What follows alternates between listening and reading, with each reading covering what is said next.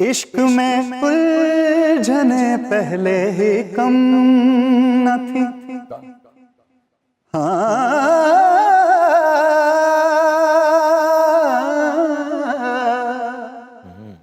इश्क में उलझने पहले ही कम न थी, और पैदा नया दर्द सर कर लिया।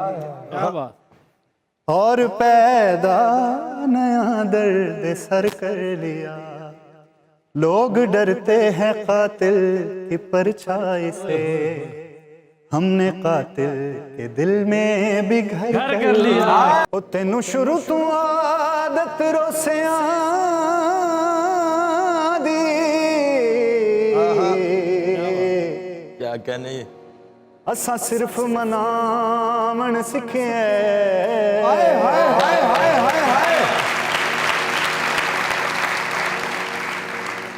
हर पल अजमैश दी चढ़ी हुई जंज ते सिर वेल झुकावण सिखे। क्या बात। ओ छड़ा तू तां प्यार दा ना सुने, ओ असां दर्द निभावण सिखे। एक गाने के बोल हैं बड़े खूबसूरत। अकरम फरीदी साहब एक आर्टिस्ट हैं बहुत बड़े, मेरी नज़र में, मैं उन्हें बहुत बड़े आर्टिस्टों में गिनता हूँ। ओ मुफ्त दियां ताबेदारियां कितने मिलती हैं, हो मुफ्त दियां ताबेदारियां, ढोलक दी याद करे सी। असां गरीबां दियां यारियां, ढोलक दी याद करे। सर कुछ रोज पहले मैंने सोशल मीडिया पे एक तस्वीर देखी, मेरी आंखें हल्की सी नम हो गई।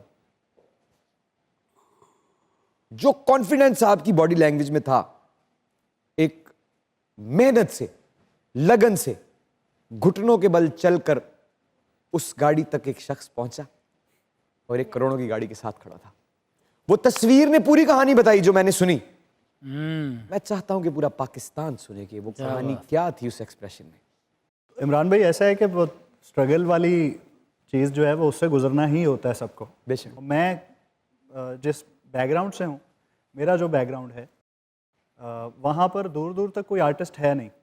अच्छा। यानी किसी भी आर्ट के साथ ताल्लुक नहीं है कि स्केचिंग हो जाए, पोइट्री हो जाए, कोई ज्यादातर लोग क्या करते हैं फैमिली में? जट जिम्मेदार आसी जट फैमिली है। अच्छा, मुंजी लाई कदी मुंजी? थोड़ी जी मुंजी है इथों तो वड्डी हुण। अच्छा अच्छा अच्छा। तो वो मेरा ये मानना है कि मौसीकी या सुर जो है वो अल्लाह ताला की नेमतों में से नेमत है। क्या बात। और अल्लाह ताला ने इसी तरह बांटी है, जिस तरह हुस्न है, जिस तरह जवानी है, जिस तरह किसी की आवाज़ अच्छी हो सकती है, किसी का चेहरा अच्छा हो सकता है, किसी के बाल अच्छे हो सकते हैं, किसी का इखलाक अच्छा हो सकता है, किसी का इखलाक अच्छा हो सकता है, इसी तरह किसी की आवाज़ भी अच्छी हो सकती है। वो ज़रूरी नहीं है कि आप किसी ख़ानदान में पैदा होंगे तो ही लाजिम है। तो वो अल्लाह की नेमतों में से नेमत है जो इक्वली बांटी गई है। हाँ, अच्छा। अगर आप उसके अंदर ऐसा कोई काम करना चाहते हैं कि जो लोगों तक पहुँचे और लोग आपको याद रखें, तो फिर आपको उसको सीखना है। जैसे बाकी तमाम उलूम आप सीख कर अपने आप को पॉलिश करते हैं। तो मैंने अपने वालिद साहब से कहा, मैं उस वक्त फर्स्ट ईयर में था, कि अब्बू जी मैं म्यूज़िक सीखना है। वही एक क्लीशे जुमला के पुत्र वेख ले। लेकिन वो सॉफ्ट कॉर्नर उनके दिल में था, अच्छे लिसनर हैं वो। मुझे गज़लें बचपन में गुलाम अली खान साहब की गज़लें बहुत ज़्यादा अब्बू सुनते हैं, अभी भी, तब भी सुनते थे। तो मेरा सारा मिजाज डेवलप हुआ है गुलाम अली खान साहब को सुन के। हमारे जो सराइकी बेल्ट के आर्टिस्ट हैं उनको हमने सुना है, क्योंकि अब्बा के जो फैमिली वाले हैं वो जांगली ज़ुबान बोलते हैं। कदी तुम मूंजी लांदे गा रहे हो तो अब्बे ने पिछों क्या हुआ, 2 दिन हो गए मझ नहीं मिलन रही तेरी वजह, तो चुप करना है कि नहीं? अच्छा, उस तस्वीर का तो बताया, वो जो उसमें जोश था, जीत, वो जीत जो रोंदी मार के नहीं जीती गई। इमरान भाई, ऐसा है कि हम लोग, मैं जब कॉलेज जाता था तो एक रिक्शा चलता है नहर रोड पे, उसमें ना 8 सवारियां बिठाता है वो। अच्छा। तो उस पे हम लोग जाया करते। तो कॉलेज में मेरी सबसे बड़ी ख्वाहिश ये थी कि मैं एक दिन अपना 1 to 5 खरीदांगा।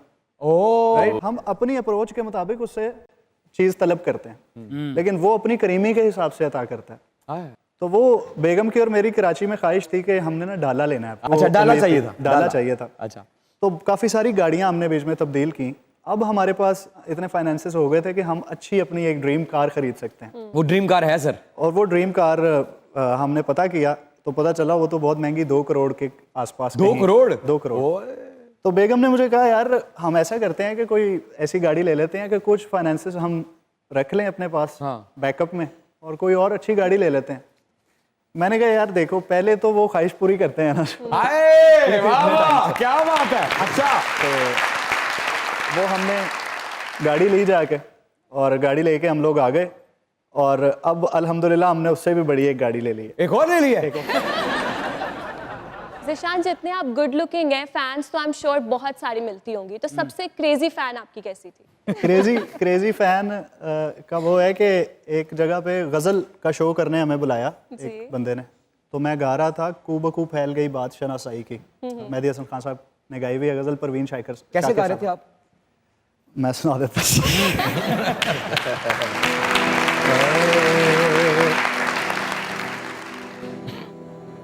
निज़रे दानी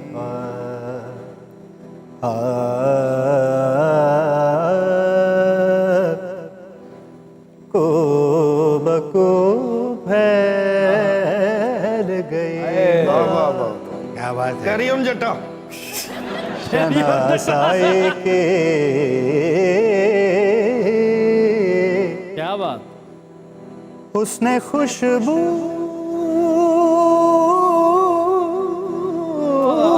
की तरह, उसने खुशबू की तरह मेरी पजीराई के को बको। क्या बात, क्या बात, क्या बात। तो ये मैं गा रहा था, अब ये राग दरबारी में कॉम्पोजिशन बनी हुई है, तो एक फैन उठा उसमें से, उसने कहा यार ज़ीशान भाई अगर दरबारी में कुछ हो जाए तो मज़ा आ जाए। तो मैंने उसे कहा कि यार दरबारी तो गा रहा हूँ। अच्छा, तो अगो कच्चा नहीं होया, अगो कहता तो फिर मज़ा भी तो आ रहा है।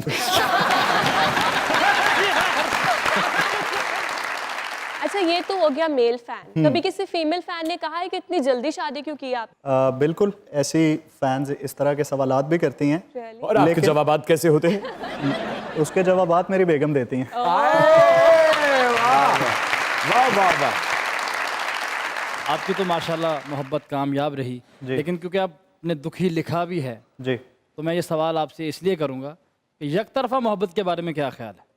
सर, एक तरफा मोहब्बत खूबसूरत होती है कुछ केसेस में, कुछ केसेस में। कुछ केसेस में। आपके केस में Depend कैसे करता रही? है। मेरे केस में तो अल्हम्दुलिल्लाह हमारी तो परवान चढ़ गई, हमारी नहीं, वो तो उससे बेटी है। नहीं, ये तो माशाल्लाह कामयाब मोहब्बत है ना, इसमें तो अल्लाह नजरे बद से बचाए। पावर कपल है पाकिस्तान का, इसमें तो कोई शक नहीं है। बच्चा बहुत शरारती है। ये कॉलेज के दौर की बातें पूछ रहे हैं। अच्छा, कॉलेज के दौर की पूछ रहे हैं, तो मैं और मेरी बेगम साहिबा हम दोनों फर्स्ट ईयर स्टूडेंट थे जब हम एक दूसरे के मतलब दो तरफा मोहब्बत। चले सवाल को थोड़ा सा ऊपर नीचे करते हैं जी। दो तरफा मोहब्बत के बारे में आपका क्या ख्याल है? सर, ये ऐसा है कि इसके वो बुजुर्ग कहते होते हैं कि अगर हम ख्याल मिल जाए आपका लाइफ पार्टनर तो ये दुनिया जन्नत है, अरे और अगर ना मिले हम ख्याल तो फिर सारी जिंदगी आपको एक्टिंग करनी पड़ती है। वाह। तो आपको वैसा अपने आप को दिखाना पड़ता है कि जैसा अगला बंदा आपको देखना चाह रहा है, या उसको आपकी तरह बनना पड़ता है, तो पूरी जिंदगी स्ट्रगल में गुजर जाती है। और सर वो लोग, दो लोग जो हैं तो बने एक दूसरे के लिए मेंटली, जी। लेकिन मिल नहीं पाते।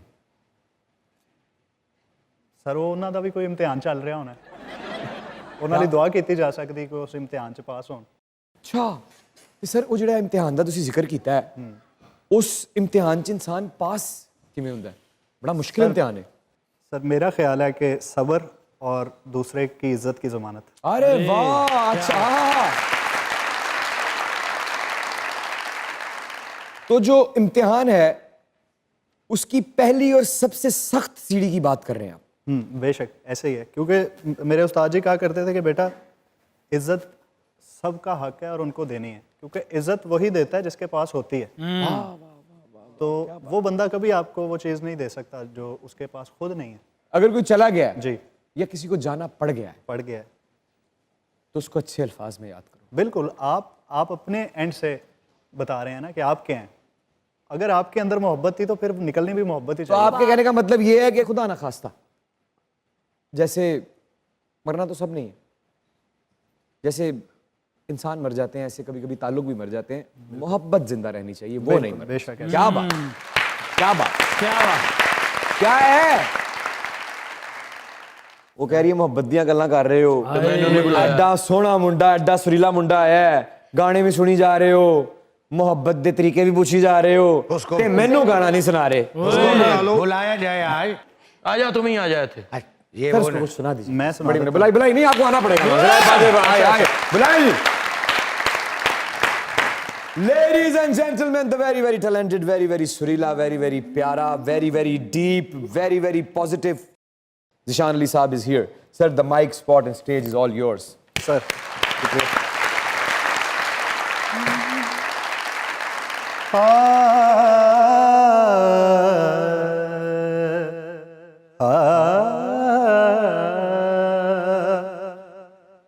इश्क में उलझने पहले ही कम न थी,